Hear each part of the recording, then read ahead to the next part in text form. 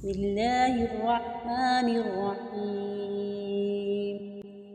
والتين والزيتون وطور سينين وهذا البلد الأمين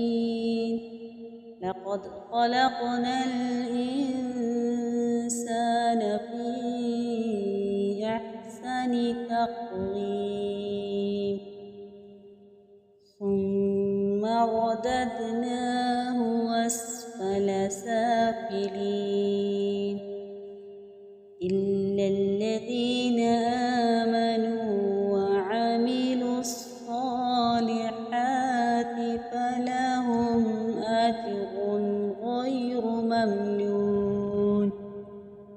فما يكذبك بعد بالدين